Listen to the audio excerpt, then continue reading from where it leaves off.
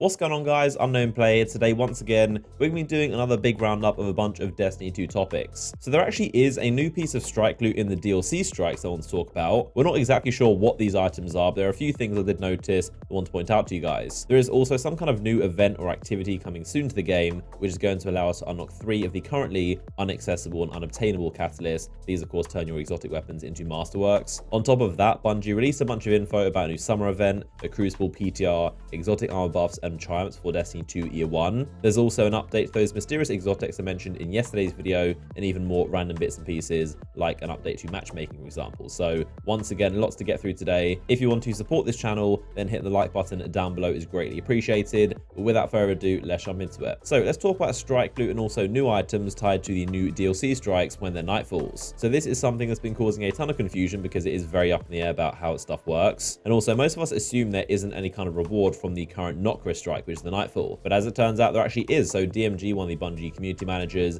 said, is there a unique reward for each of the new Warmind strikes when they're featured as the nightfall? And he said, yes, this week you can earn your very own redacted from the strange terrain nightfall strike, which of course is Nocris. Happy hunting. And he said, leaving these rewards for players to discover. Obviously that's why I put redacted, because I don't want to spoil the loot. So that in itself is a surprise, because most of us assume there wasn't something, but now we need to figure out what is the item he's talking about. So as of right now, the only item everyone seems to be getting from this nightfall is this thing, the Braytech Osprey, obviously the Bray rocket launcher. And you're probably thinking, wait, that's definitely not it, because you get these from the Anna Bray engrams. Those weird prototype things you get sometimes from the Sleeper Nose that give you a powerful engram from Anna. Obviously this rocket launcher is part of the same set, but as far as I'm aware, this rocket doesn't actually drop from those engrams. Every time I've inspected the loot pool and seen other people look at it, this definitely is not inside the loot pool of possible items. Obviously you can get things like the sniper and the auto rifle, the scout rifle, things like that. But this rocket launcher, even though it is obviously part of the same set, I haven't seen inside the engram, so I don't think it actually drops there. But like I said, I've seen dozens of people saying this week they're getting this only from the Nocris strike from the chest. It's actually strike loot. A few of you guys on Twitter have shown me this. So someone called Dan Weatherall123, and he said, I just got this from the new Nightfall on normal mode, didn't know it was a thing. Someone else called Chad Duffney got the same thing. He said, there's a strike specific loot item in the current Nightfall, hadn't seen it drop anywhere else, and I got it last night from killing Nocris. And there's also more posts on Twitter and my comment section,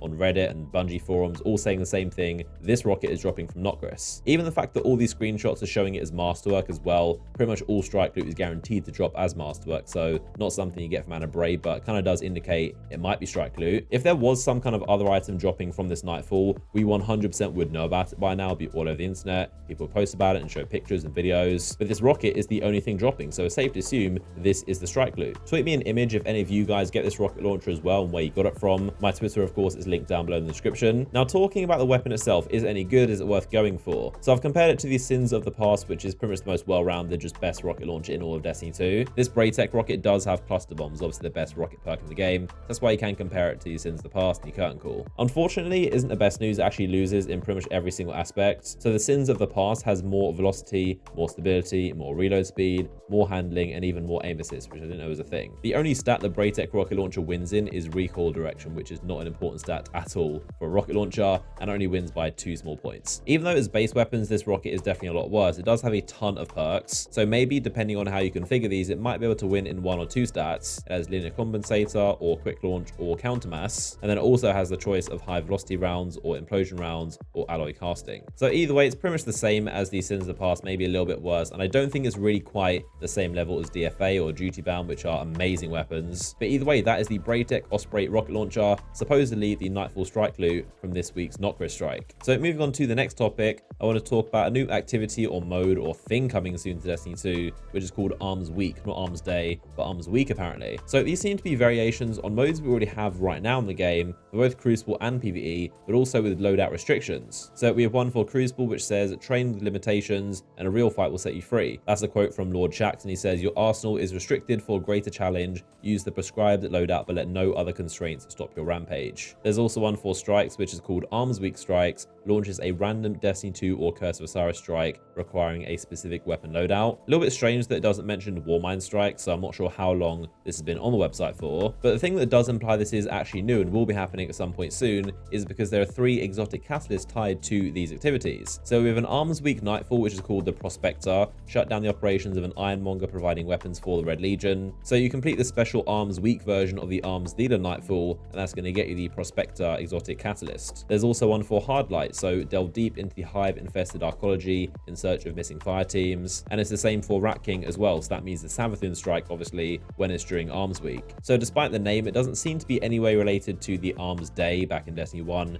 Every Wednesday, you'd get random rolls on certain foundry weapons. I'm actually really looking forward to see a playlist in Crucible where everyone has to use the same loadout. It's going to be really cool to kind of test skill, and obviously the best player is going to win because you're using the same stuff. No more complaints about, oh, this guy's using the Vigilance Wing or the Last Hope, because you're on the same playing field. We don't know what kind of rewards there are going to be from the Crucible version of Armsweek, but either way, that is everything we know so far about the system. So I also want to give a quick update to yesterday's video. I mentioned 3 exotics which don't seem to be dropping in the game. There's this red Impulse Ghost Shell, which hasn't dropped for anyone. There's the Stark Baffler Ship, which also hasn't dropped for anyone. And then there's this exotic sparrow called the Other Side, obviously Rat King inspired. I mentioned how only 2 people on the entire internet so far have said they got this thing and actually showed footage of it. And then since I made that video, one of the 2 people I mentioned, called Traybix, actually sent me some video footage of the sparrow in action. So you can see it in this clip just to see what the trail looks like. But yeah, you can see definitely not fake or Photoshop. This is proof it definitely exists. It is a very cool looking sparrow, and obviously because it's exotic, it has a unique trail. So it's kind of like this fiery explosion, almost like a firework. And obviously the giant glowing rat skull on the front of it too. I think it's possible that it's a bug and it dropped by accident in the Arms Dealer, because again, the Arms Dealer already has its own exotic sparrow already as strike loot. So there's no way this would be another piece added to it. But again, I'll keep you guys updated if any more of these things drop or I get more footage, or if any of you guys have this stuff,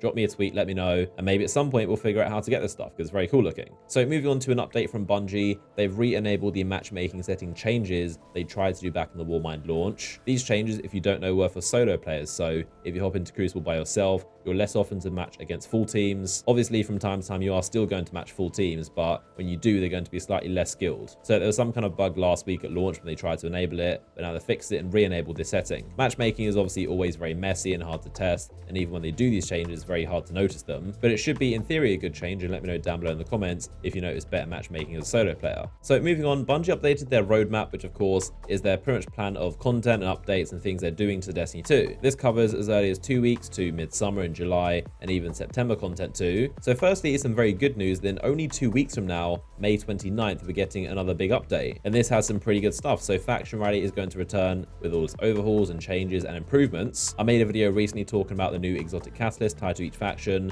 also exotic ornaments and the emotes as well. I'll link that video down below in the description if you want to watch after this one. Before then, we are most likely going to get the new Iron Banner of Season 3, which Bungie said is going to be exclusively 6v6 control. There are a few new or pretty much reskinned weapons which I've shown off before. They're not very exciting, honestly. There is actually a new exotic emote tied to Iron Banner, which is cool. And also, of course, new armor ornaments, which do look very nice as well. I showed the Hunter one before, but these are the Warlock and Titan ornaments. So we don't have an exact date yet on the first Iron Banner of Season 3, but probably sometime soon before Faction Rally, I'd imagine. Now, something else coming in the May 29th update is going to be Crucible Labs, which is basically a PTR. There are a few other games that do this, like Overwatch or Fortnite, but it's basically a playlist where you can play new updates and kind of different variations of the sandbox. So if Bungie wanted to buff a weapon, for example, say the Vigilance Wing, they would put the buff on and put it in this playlist. When you go into that playlist only, you would experience a different Vigilance Wing with those changes. So again, that's just an example. It's not going to happen. They're definitely not buffing the Vigilance Wing, but it's a playlist where you can play kind of early versions of new patches and buffs. I think what this is most likely and hopefully going to be for is time to kill. So obviously it's a massive debate. A lot of people want to see the time to kill reduced, so weapons kill faster. Another example that a lot of people have been asking for, and I myself would also love to see, is for melees to be a 2-hit kill in Crucible. So again, they could throw this in the Crucible Labs or PTR, and inside that playlist, melees would be a 2-hit kill. So honestly, this is very, very, very good news for Crucible, and it's going to mean a lot better testing and a lot better data, and Bungie can be a lot more receptive and kind of get our feedback before doing stuff. Now, something else also happening in this May 29th update is going to be more exotic armor buffs. The same way they buffed Graviton Lance and made that crazy good, I cannot wait to see some armor pieces that are just trash become amazing. So the next update is going to be inside July, and this has a brand new live team event called Solstice of Heroes. By the sounds of it, some kind of summer celebration event, maybe similar to Age of Triumph. But as well as that, in July, we're also getting the return of bounties and a new improved system. Finally, we're getting prestige raid layers, so they've done a lot of work on those and hopefully they're good. PC clan text chat, which is super random. There's going to be year 1 triumphs, which is basically like a summary of the entire year.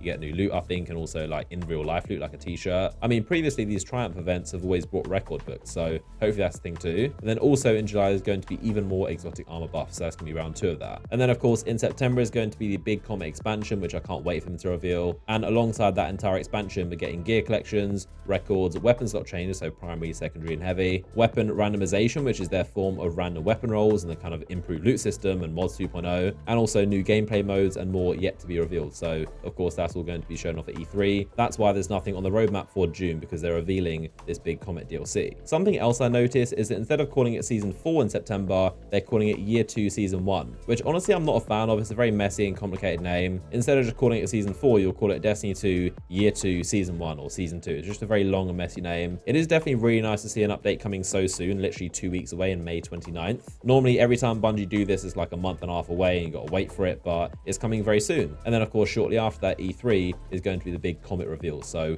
cannot wait for that. It's gonna be really cool. Once again, I will be at E3 myself, so I'm gonna have a bunch of videos and gameplay and information for you guys. But that's gonna do it for this video. As always, I hope you all enjoyed it, and if you did and want to support this channel, then feel free to hit the thumbs up button down below. That'd be greatly appreciated. If you are new to my channel, then of course make sure you are subscribed by hitting the button down below, and if you want to actually get notified of my uploads, then you can hit the bell icon to turn notifications on. If you want to watch that video from me talking about those faction exotics and all the changes and also Iron Banner stuff and lots more, click this image on screen right now. Can't thank you enough for all the support recently. You guys have been awesome, but I appreciate you guys watching, and I'll see you all in the next one.